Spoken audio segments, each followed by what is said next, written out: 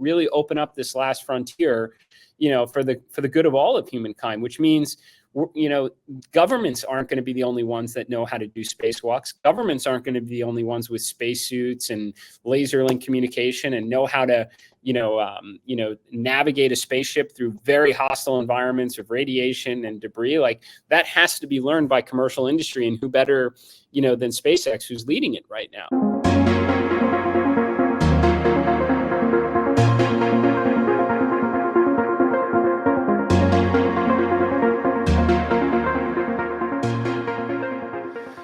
Welcome, everyone. It is Thursday. It is Halloween, and we could not be more proud of the special guest that we have today, Jared Isaacman, which we're going to introduce. But Kelvin, introduce yourself. Hi, everyone. Kelvin G. I'm the Vice President of Tesla Owners of Silicon Valley, also the Executive Director of X Takeover. And obviously, you may know me, John Stringer, President and Founder of Tesla Owners of Silicon Valley. Well, this podcast today, we are so blessed because of all the amazing work that Jared has been up to. A little bit about him and a little bit more we'll be getting into. He is the CEO of Shift4, the leader in integrated payment processing solutions. He's also a very accomplished pilot and astronaut with over 7,000 flight hours of aviation experience, including ratings in multiple experimental and ex-military aircraft.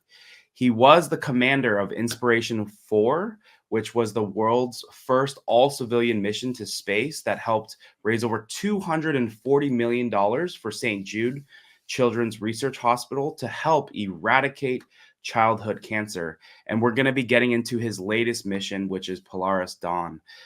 Jared, welcome to the podcast. It's great to be here. Thanks for having me. Well, thank you.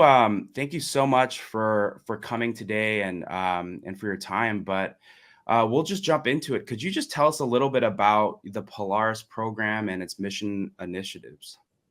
Sure. Polaris program is it's designed to be a test and developmental program that bridges the gap from an incredibly capable spaceship like Dragon today that takes 4 lucky people into space.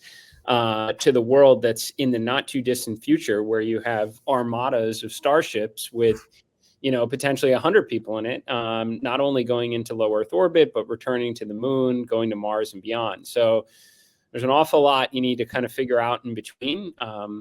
Like, you might need, tens of thousands of spacesuits for people to get outside and to construct things or repair things or discover things on the moon or Mars. You're going to need to go past low Earth orbit into high radiation, high MMOD environments.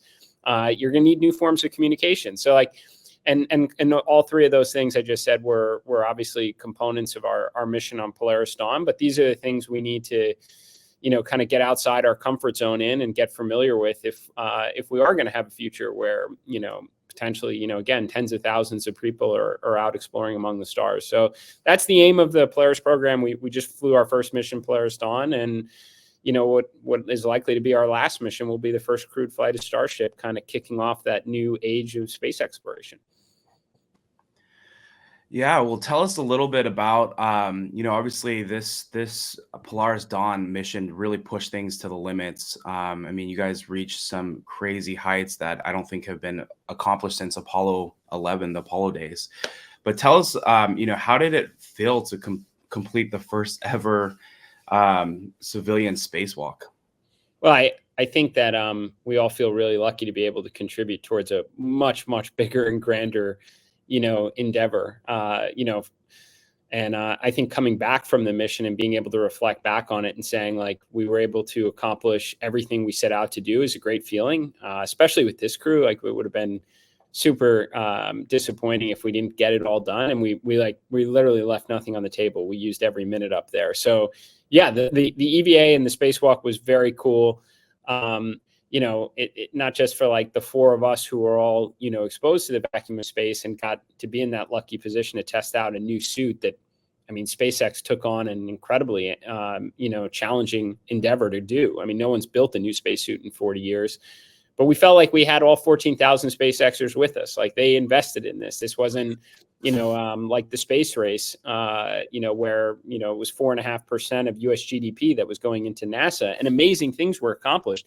It's privately funded, commercially funded endeavors that say we need to get outside our comfort zone and go very high and learn about that very threatening, hostile environment. We need to build new spacesuits and test them out, and then figure out how we can make them even better so people can walk on the moon and Mars with them. We need new forms of communication because, there's only so much availability on legacy ground stations and teacher satellites. Like this is all things that SpaceX has endeavored to do that is, privately and commercially funded, and not just for the lucky few in the future, but for everyone. So we felt like a lot of pressure, no pun intended, to make sure we got it right out there. It was really an incredible experience. Big sensory event, being out there. You talked about the sensory experiences, Jared. So, astronauts who've done spacewalks and look back at the planet Earth say it's life-changing, or it's very emotional, or, it changes the perspective. Can you elaborate on what the sensory experience was for you in terms of looking back at our little planet?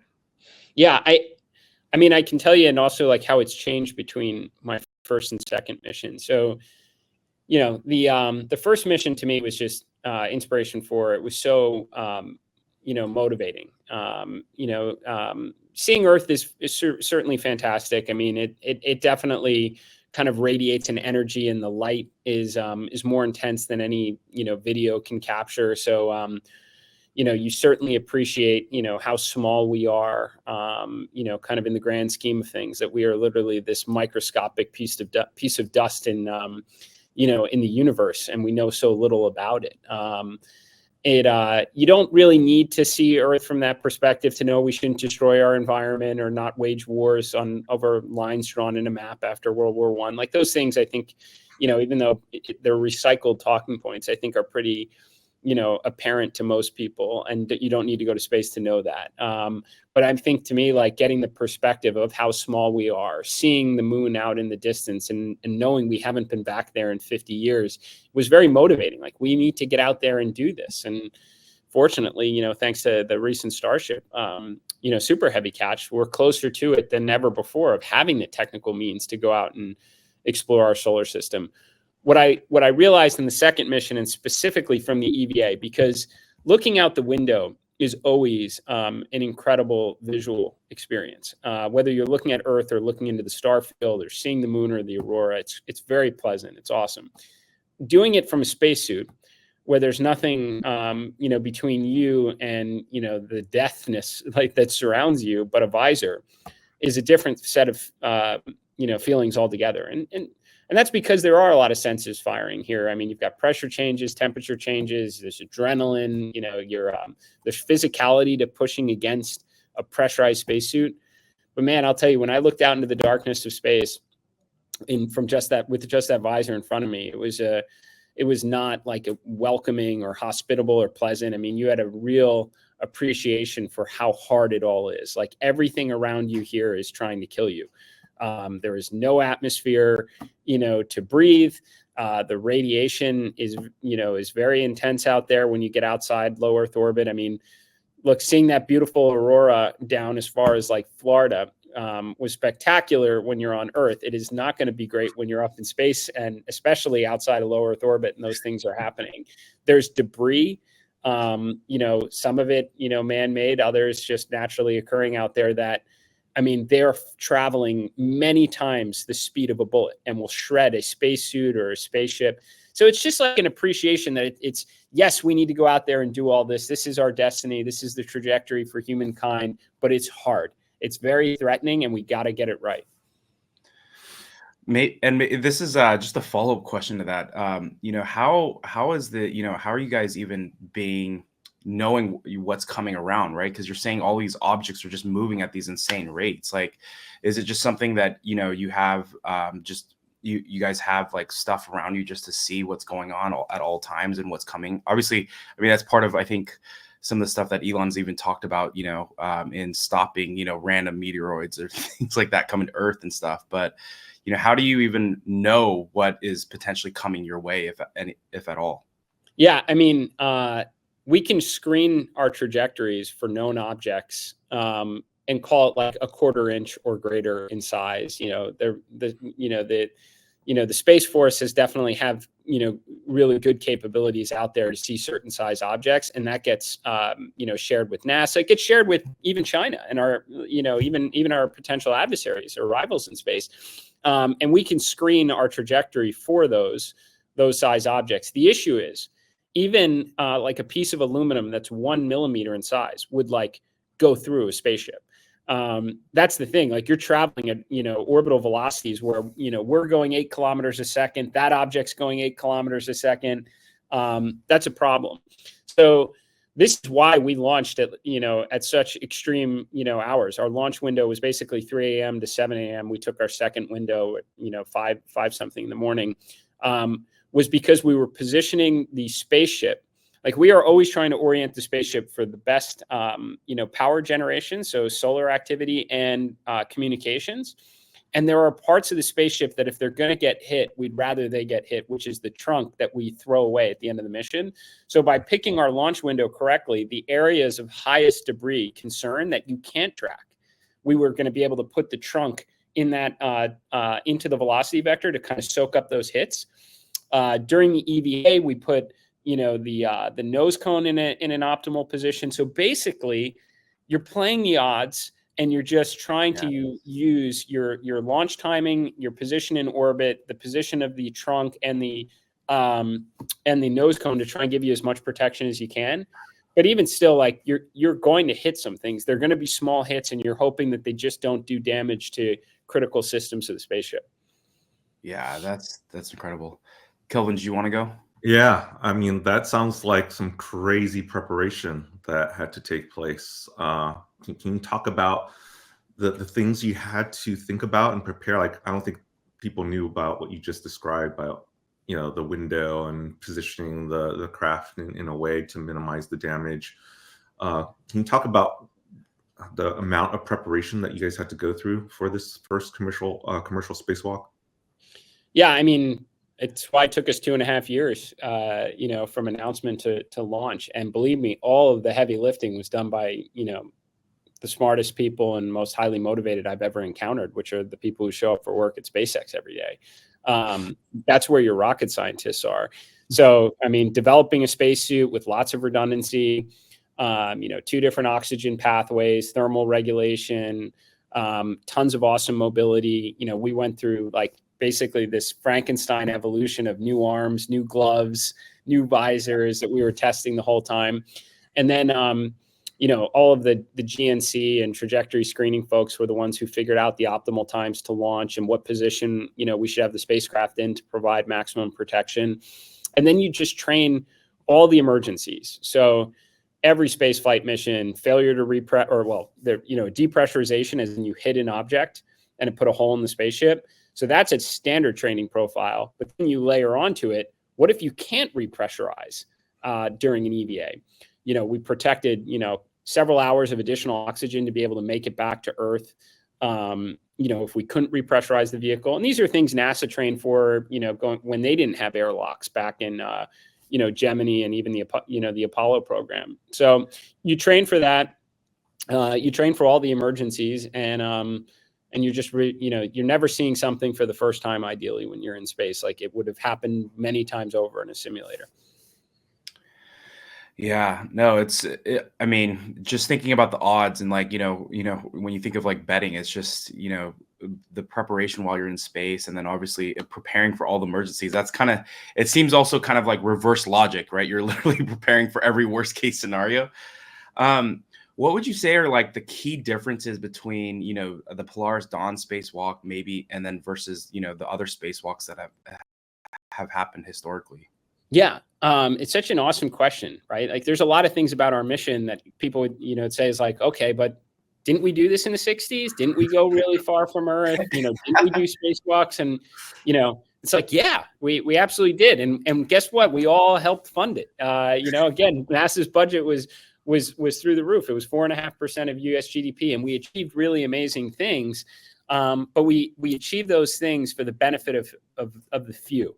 A handful of incredibly lucky test pilots and scientists, benefited from all of that investment.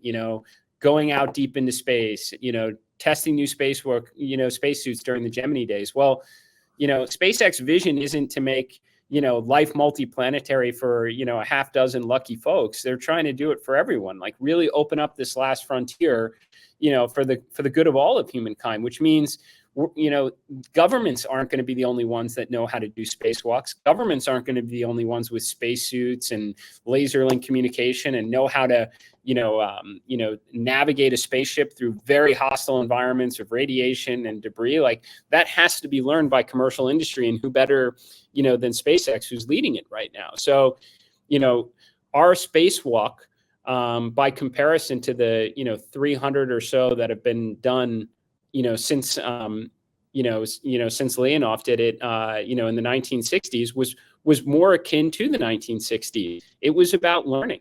SpaceX is going to take all that data back and make a better suit. That's like in kind of their SpaceX iterative design philosophy. They're going to build the backpack, they're going to increase mobility, run at higher pressures until you've got a suit that you can make it mass produce and use on the moon or Mars someday. So yeah, I mean, it was definitely more akin to the 1960s type of spacewalks of like, get out there and figure it out. But it was done, largely privately and commercially funded, unlike that time period, which is what's so awesome. Jared, you talked about the spacesuits and how they haven't really changed in decades. So can you talk a little bit more about how they performed, and were there any challenges or surprises you guys faced?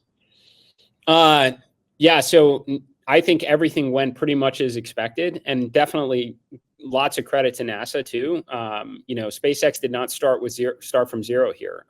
Obviously, they had a successful IVA suit that was tested previously, but NASA was there at times over the last 2.5 years. They sent out their astronauts, their subject matter experts on suit development and EVA operations, and gave us a lot of good feedback, not just for our EVA. In fact, like, the least of it mattered for our EVA. It was about the future of lots and lots of people doing spacewalks that NASA was trying to help SpaceX with. So, I mean, they had some great predictions, for example, like, we wouldn't, probably the hatch motor that was designed for our mission would probably be unsuccessful because of just the residual pressure, the outflow from our suit across the surface area of the hatch, that it would probably be a manual opening. Turned out that's exactly what happened, which we trained for. So that was cool. That our umbilicals in microgravity pressurized would actually probably exert, an unexpected, or probably a force that we wouldn't be able to simulate on the ground. And that was spot on. It was pushing us forward into the vestibule, which is interesting. But the performance of the suit run at higher pressures than NASA suits. So we were at 5.2 PSI versus, the low 4s of the EMU suit that NASA uses today, or the high 3s from the Apollo and Gemini days. That higher pressure means it's safer. You have less likelihood of decompression sickness, but it makes it harder from a mobility perspective. Like, that heavy clothing becomes super rigid. It's a structure, and the mobility was still very good.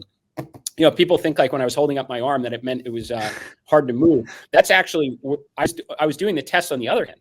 And the cool thing about the suit is wherever you leave your hand, like wherever you stop, is where it stays. And you do that on purpose so as not to exert yourself or increase your MET rate. So, like, that just happened to be where I left my arm. I was doing everything with the other arm. It was working really well. Yeah. Amazing. Yeah. All these little things that people don't really realize or appreciate. So that's amazing. Love that insight. And by the way, the spacesuits looked great. I mean, their silhouette, the slim, is much different than the MTV days, right? Oh yeah, yeah. The suits are, I mean, and they have tons of great thermal regulation. Everybody thought we would be really hot just because in the 60s they were, and the limitations of air cooling. I mean, we were freezing, and they're going to move to liquid cooling anyway in the future, but the suits did really well, and they were very slim. Versus like the first test suits we put on was like a full Marshmallow Man deal. Yeah. in good SpaceX form, like they wanted it to be very functional, but they wanted it to look good too. So we know the Polaris Dawn mission, it reached higher altitudes than any other crewed flight since Apollo. So what were some of the unique challenges of operating at those altitudes, like as you guys were preparing for that versus previous flights, like even Inspiration 4, right? Yeah, I mean, the higher you go, this all reaches obviously certain points where it changes, but generally the higher you go, you're going to have much more radiation to deal with. When you get into Van Allen radiation belts, like that's intense. And versus, a lot of general protection that you get at in lower Earth orbit, where the space station is, you're still getting a lot of the electromagnetic field protection. Second, there's just more debris. So the lower orbits, you just increase, atmospheric drag exponentially, and the debris just naturally burns up pretty quickly. Those are the two biggest factors that you have to contend with. Actually, let me give you the third, which is if you have to come home in an emergency, that's a problem. So for those that are, following the Artemis program, and the Orion spaceship specifically, there's a lot of questions about, the heat shield holding up in a high heat, high energy deorbit. So, when you're in, low Earth orbit, you're generally going 17,500 miles an hour approximately. When you're going to the moon or Mars, you're going 25,000 miles an hour plus to escape Earth's gravitational influence. And when you come back on a direct entry, that's a lot of energy to dissipate. And that same holds true the higher your orbit is. So if we had to come back from 1,400 kilometers in an emergency, that's a very high energy deorbit. That's a problem. And problems are good because they need solutions. And those solutions you can apply to future applications, right? Like coming back from the moon or Mars. So yeah, you've got higher radiation, you've got higher debris risk. And if you need to come home in a hurry, that's a much different set of problems. That's a very high energy deorbit. And that these are things that, again, SpaceX engineers had to find solutions to. And those solutions can be applied to future problems, which is awesome. Mm-hmm. You talked about the radiation, and that's kind of a big deal, right? So did you notice anything different in terms of, performance, your health, in terms of the implications of the radiation? And then what's the impact for future space travelers? It's a great question. So there's two factors for radiation, one of which is the spaceship itself. Electronic components don't like radiation. You can short them out, or what's more what is more likely to happen is, it's called like an upset event where it needs to be reset in order to work again. So we stood to learn a lot about vehicle design architecture and how to combat the realities of high radiation environments. If we're going to go to the moon and Mars, we're going to be dealing with this all the time. And then second is like human physiology. We obviously want to be able to send people to Mars and have them come back to Earth and tell us about it and not be dead. So we had various science and research experiments around these points specifically. So the reality is, for sure, we definitely took radiation hits during the high apogee passes through the South Atlantic anomaly. You could see the alerts on the screen. They were far less than what we stress test to in training. Like we expected, let me not clarify, not expected. We prepared for like Apollo 13 like moments, and we had a lot of comm related issues. And SpaceX developed a fault detection and response capability specifically for this, where the computers would intelligently restart the systems that took those hits faster than we could react. And we watched that happen. It was awesome. It was also believed that, and it's been reported by past astronauts as well, that we would see light flashes. If you close your eyes, you could see, well, I did. And I was kind of at the controls when we went through those high radiation environments. I closed my eyes because I knew we were taking hits, and it was like a meteor shower in your eyes, which wasn't like even remotely scary in the moment. It was kind of cool to see that something that was predicted would actually play out like that. And but since I came back from Earth, I, for whatever reason, decided to watch Chernobyl again on HBO. So you've spoken a lot about these scientific research, that's been conducted while you're obviously in space with Polaris Dawn. Which one would you say was, that yielded the most promising results or things that could help for future flights for space travel? Yeah, we haven't. It takes a while. Like the principal investigators on all the experiments, and we had about 40. They don't like to give you early data on anything. Like they like to study it and get it reviewed by their peers, and then they publish. So I think it'll be probably several months, at least 6 months, before like we really know the results from a lot of them. It's hard to say. Like you want to open up space for everyone, so you want to deal with the health challenges that impact the widest group of people. And 50 to 60% of astronauts will get space adaptation syndrome, where they feel horrible for 2 days and need to be treated with medication. And it doesn't matter, like you could have motion sickness and seasickness on Earth and you feel fine in space. And you could be like the most hardcore fighter pilot on Earth and you feel terrible for those first couple of days.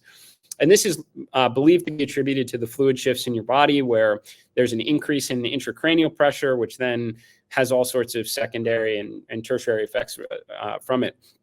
And so we had a number of experiments trying to combat that, which would be great for opening up space to many. The second most common is a lot of visual, issues. So which is believed to be as a result of increased intraocular pressure from increased intracranial pressure. This is where people have big vision changes in space, most of which resolves itself when you come back to Earth.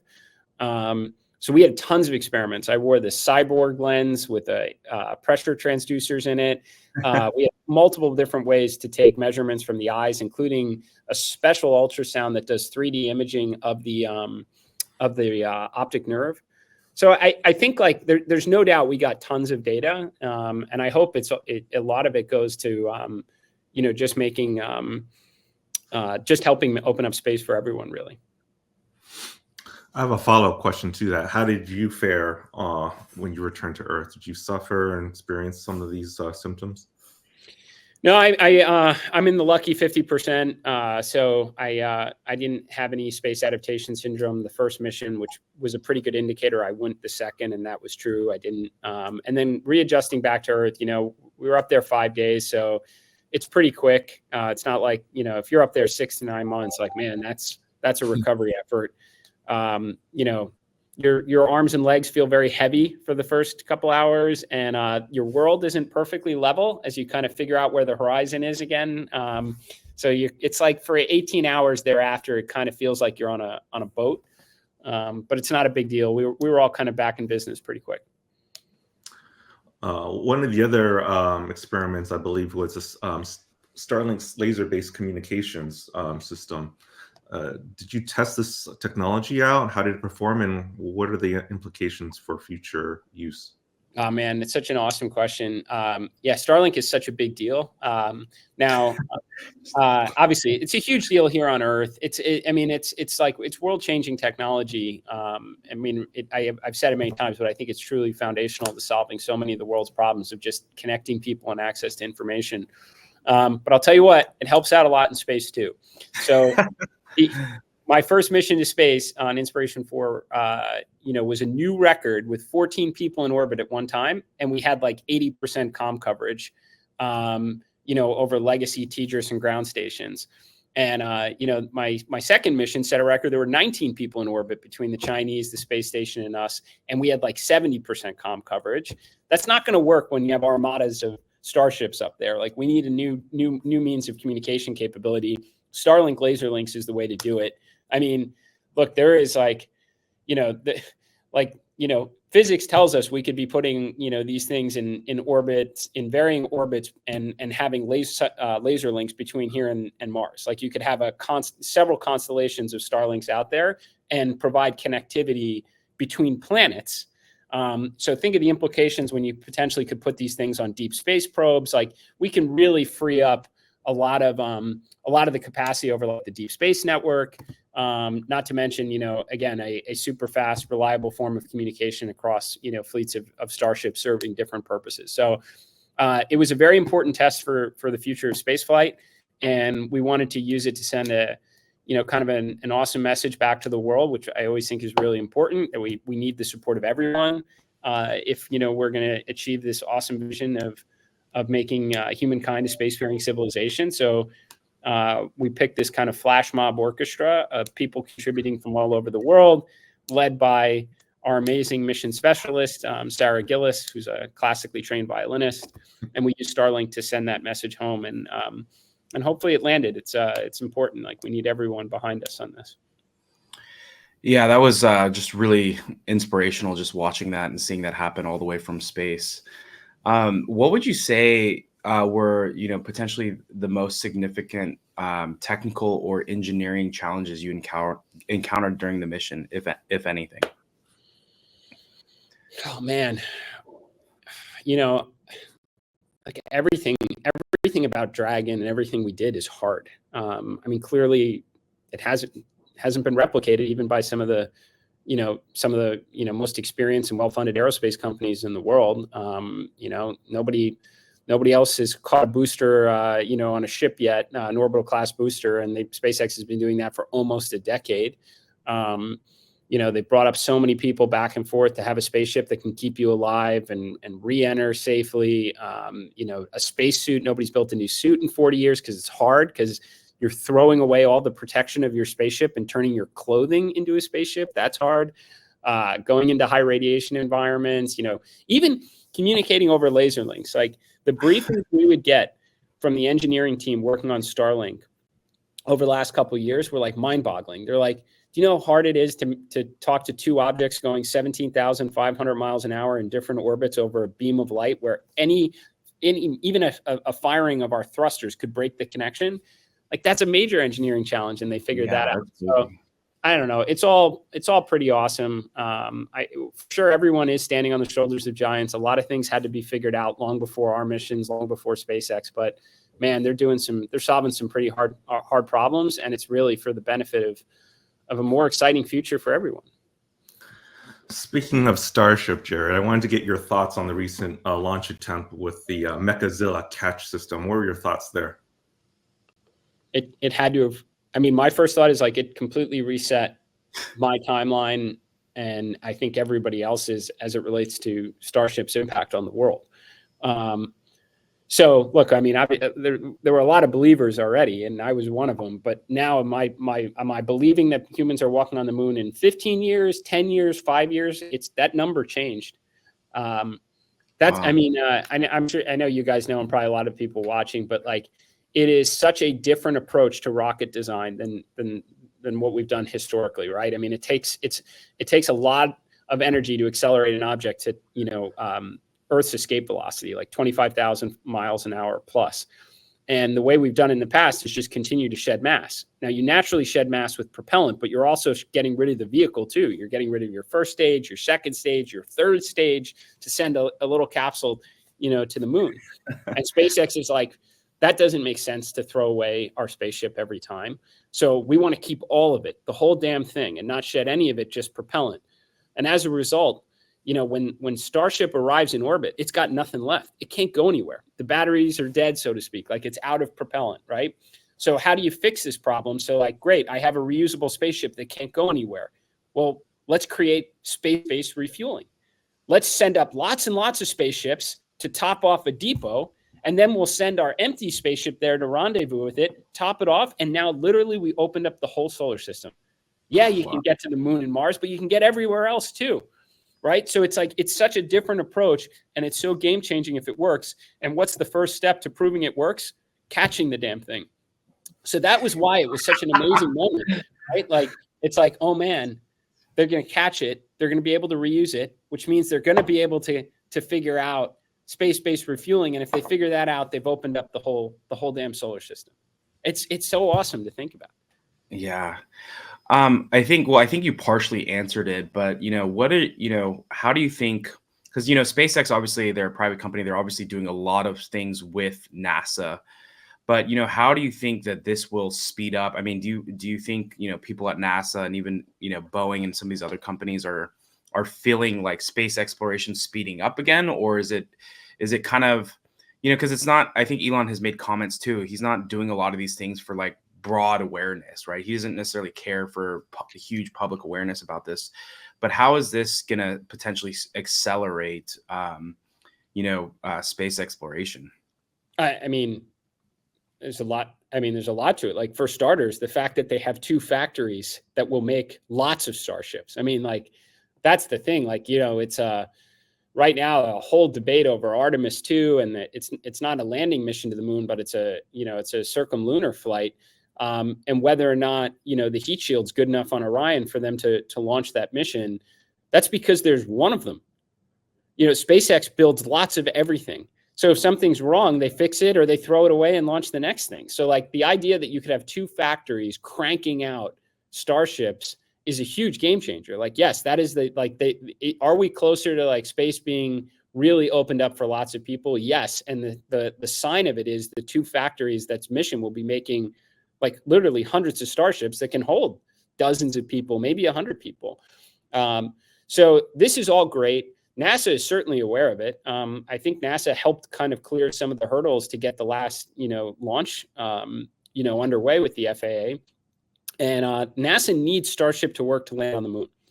I mean, hands down, HLS, the human landing system that NASA is contracted with is a Starship that will land American astronauts on the moon. So NASA needs Starship to work. Now, are they fully aware of like, if HLS works, what does that mean? It means all of Starship works, super heavy Starship. Like, it means that, SpaceX can get spaceships to the moon and Mars without Artemis and SLS like that. And they're building lots of them. Like, I don't know if forget NASA, I don't know if the whole world appreciates how much of a change that will be when that day arrives. But for sure, NASA has to be on board with Starship, because that's how they're going to land. That's how they're ultimately going to get NASA astronauts to the surface of the moon and back up. And like, I think the rest of the government is waking. I mean, for sure, there's advantages for point-to-point travel, for troops, for cargo, for space probes. You basically have a prefab, mass-producible probe that can go anywhere in the solar system. So I do think everybody is largely aware, and I maybe not to the full potential, but things are changing. And look, the rest of the space industry, there's a lot of startups, from people that, were part of SpaceX alumni that are doing awesome things. Like, SpaceX can't solve every one of the problems needed to make life multiplanetary. And there's lots of other companies out there too, kind of following SpaceX principles and trying to contribute to the effort. Hey, Jared, you've just launched one of many Polaris missions. Can you talk about how the objective of the Polaris program aligns with SpaceX's broader goals? Yeah, I can tell you. I mean, it's like the golden rule there at SpaceX. Like, they don't spend resources or development effort if it doesn't pass the test of, will this help get us to Mars? They just don't. Like, they're very smart about opportunity cost and not wasting time or resources on things that don't fulfill that objective. So, Starlink's like, solves a lot of Earth problems, creates a lot of great connectivity here on Earth, generates lots of revenue that can help fund a Mars endeavor, and becomes an alternative communication pathway. Checks a lot of boxes. Spacesuits. If we're going to land a lot of spaceships on Mars, people are going to have to be able to get outside of them. we need suits. So generally these things, going to very high altitudes, well, Starships are going to have to fly through them, and we're going to need to learn what it does to people and what it does to avionics. So anyway, everything kind of has to pass that test. And no doubt, as we fully kind of process all the data from Polaris Dawn, when we think about the next Polaris mission, you're going to build off of these objectives, and it's going to once again have to pass the test of, like, based on where we stand today and what we know, how will this help us get to Mars faster? So it's part of the whole mission design process at SpaceX. Yeah, I mean, I think you hit it. I think they move quick. They're focused on obviously becoming multiplanetary, getting to Mars, and obviously the mission has to help them get that further to spend the time and resources. But looking ahead, but also to kind of reflecting, now you've been part of 2 groundbreaking space missions, Inspiration4, Polaris Dawn. How has your perspective changed since the first one, Inspiration4? I mean, There's just been minor. I mean, I knew this is. I mean, I wanted to be an astronaut and contribute to space exploration since I was a kid. So I knew this is a place I wanted to be at. You know, the last 4+ years of spending time with SpaceX, just a growing appreciation for, again, this is some of the smartest and most highly motivated talent in the world that shows up for work every day, believing that there's no other place they can make as big of a difference in the world. And that's, man, you learn so much in that environment. You know, the first mission, get it right so that a lot of other exciting missions could follow. You know, and Polaris Dawn is, you know, was a build on that, where the door was open for us to actually start building that exciting future. You know, I think the first mission was incredibly motivating for what's possible, and that we need to get moving very quickly to do it. That it's finally within our means to make real progress in space for everyone. And the second mission, I'd say, was a reminder of how hard it is. That is like, space is a very challenging and threatening environment that we did not evolve to be successful in. We will have to work hard and learn new things and develop new things to make it possible, but we have no choice. Like, this is absolutely, you know, our destiny out there. And I think along the way, just reinforcing the importance, especially in a very divided world, that this is good for everyone, that we can, you know, make incredible progress for an exciting world for tomorrow. And we have no idea what we stand to learn, but it will be extraordinary, and it will make life better for all of civilization. And we can also, like, you know, deal with some of the day-to-day, you know, realities, the hardships, the suffering that exists in the world, and try and make it a little better. And I think that resonates with a lot of people, and we're going to need a lot of people behind it, so that we don't, you know, we don't have a repeat of, you know, the previous space race where we got there and didn't go back. We need everybody behind why we need to get there, and then keep going. Speaking of that, what do you think are the next critical steps in advancing commercial spaceflight capabilities? I mean, I think the next big, like, for sure, like, SpaceX is going to focus on, you know, being able to rinse and repeat what they just did, because that was, I've said it before, I think that was the most significant engineering accomplishment of the last half century. To catch a skyscraper with chopsticks is freaking hard. So they're going to want to perfect that. But I think, like, the next big milestone thereafter is, like, space-based refilling, because that is the design reality of Starship, is when it gets to space, it doesn't have much left. It needs to be topped off again. You know, to be able to go from orbital velocities to Earth escape velocity is huge. And the way they're going to do it is have to perfect space-based refueling. And that's going to require lots of Starships going up and down. When they got that, when they check that box, man, yeah, we're on the way. Yeah, no, it's that's incredible. They're moving at such a fast clip. And I think, yeah, I mean, it's just really inspiring to see what they're doing. For Polaris, you know, what are you looking forward to most on the next mission? We just want to move the needle, right? I mean, we know that our contributions are pale in comparison to, you know, what the people every day are doing at SpaceX. Like, they're really moving the needle. We just want to be able to kind of contribute in the same regard, like something to move the ball forward. And the nice thing is, like, again, if you don't pass the test of how does this help us get to Mars, there's no mission. So, like, if, you know, when a mission gets announced, you know that it will have fulfilled those requirements of, like, these objectives do help move the ball forward in the direction of Mars and pass that test. So whatever they are, like, I'll know it'll be in the direction of goodness, and we'll be thrilled to kind of participate in it. What's the one lesson you've learned from space exploration, Jared, that you think everyone on Earth can really benefit from? Okay, it's a broad statement, but it's very hard. It's hard from a engineering perspective. You know, it's hard to accelerate mass to 17,500 miles an hour. It's hard to bring it home. Everything that's up there is meant to make your life more difficult. Radiation, debris, and it's just as hard on the human, you know. And we didn't know that, really. I mean, maybe if you read enough of the books of the past from some of the early astronauts, but, like, until commercial space, and government astronauts, you kind of preserve and protect the hero image. Like, you don't get into the gory details that, like, 50-60% of people in space across over 600 will feel horrible. that there is bone density loss, there's vision issues, there's cognitive issues, there's psychological issues, right? Like space is very hard, from a technological perspective, engineering perspective, and on the human being. And we just have to rise up to meet the challenge. Like there can be no turning back. This is too important, for all of humankind to get out there and figure out what we can learn. So it's why we put so much emphasis on things like, training in mountains and figuring out ways to be comfortable being uncomfortable, to be able to persevere through very difficult circumstances and still get the job done. And that's unchanged. And that will be part of the future of human spaceflight. And then the other part too is just like, we have to constantly educate people like why it matters. Like we can't wind up in a situation again where we get there and don't go back. We need to get there and keep going. And that will take the support of many. And a lot of people make good arguments about why our attention needs to be entirely here on the day-to-day problems and not invest in the future. And we need to remind them that we can do both and we care about doing both. Totally. Kelvin, I think you had a follow-up. Yeah, let me ask this one follow-up question, and then we can wrap.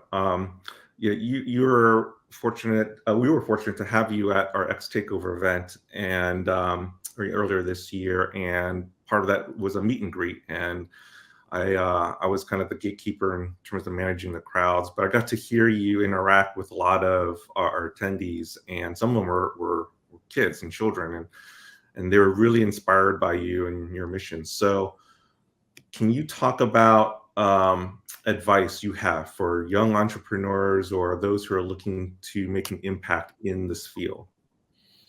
Well, I think it's just at its basic, by the way, that's one of our obligations. Like we are super lucky to be, we're one of 600 people that have got to see the world from that perspective. And it's like an obligation to bring that experience home, share it with everyone, and try and do as much as you can to get people to look up, from the day-to-day noise and look to the stars and imagine what the future could look like. So I love doing it. It was great to be there and talking to people. And I guess just a message to young folks like out there is like, there is so much opportunity.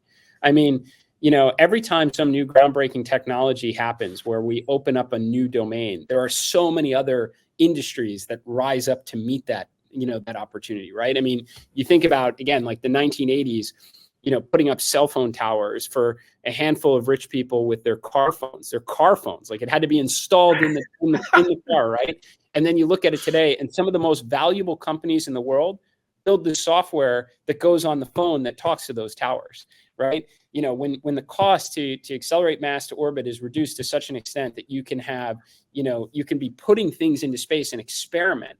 You have no idea what the new industry holds, like 3D printing organs in space, space infrastructure, space manufacturing, retrieving asteroids, mining them, bringing things back here on Earth, building bases or outposts on other planets. Like there is so much to do just in the space world, let alone everything that will change back here on Earth. And SpaceX can't do it all. Like they can build some really awesome technology that'll get us there and bring us back, but there is so much else that needs to be solved along the way. So whether people are dreaming to be astronauts or engineers or scientists, researchers, doctors, like the future is exciting. Like no matter what we are dealing with in the moment, whatever like hardships or things that seem unfortunate or depressing, like it is still no better time to live than today, right? And there's just going to be a lot more opportunity in the future. So I hope there are a lot of like inspired dreamers that want to contribute to the effort. Yeah, no, I think just your whole mission and some of your quotes when you were up in space were, for me, even personally inspiring to share with my kids as we watched the whole mission kind of unravel. And I think you've said it, very clearly. And then also too, you hear Elon talk about it where, we can't just be so bogged down with, world problems every single day. Otherwise you're going to get depressed. And for me, it's great to just be a fan of the things that you're doing, the fan of the things that, SpaceX is doing, just to, get us a step further and watch all of that unravel and just seeing, what is possible and how can we continue to push the limits. So I personally just want to thank you for, creating inspiration in the midst of a lot of just uncertainty and a lot of problems. I mean, we have elections next week and stuff, and it's great to come back to things like this that are really moving the needle and really helping us get, further versus just focusing so much on the problem sometimes. Yeah, look, we can do both. We absolutely can, and appreciate what you guys are doing, like bringing events together with a lot of people who are excited about technology, excited about the future is awesome. It's always good to bring, good, inspired, motivated minds together, putting things like this together to educate people, inform people. It's all good. It's awesome. So thank you. Yeah, well, thank you again for your time. We've tagged Jared and the Polaris program on X, and then obviously put the links on YouTube, and we're also live on Instagram. So we'll share all of that, but please patronize Jared for his time and give him a follow. And we're looking forward to seeing the next Polaris mission unravel and when that's coming. But it's a really exciting time. I mean, with Starship 5, I'm looking forward to Starship 6 already. Me too. Well, thanks, guys. Really appreciate you having me. Yeah. All right. Happy Halloween. Take care. Happy Halloween. Thanks, Jared.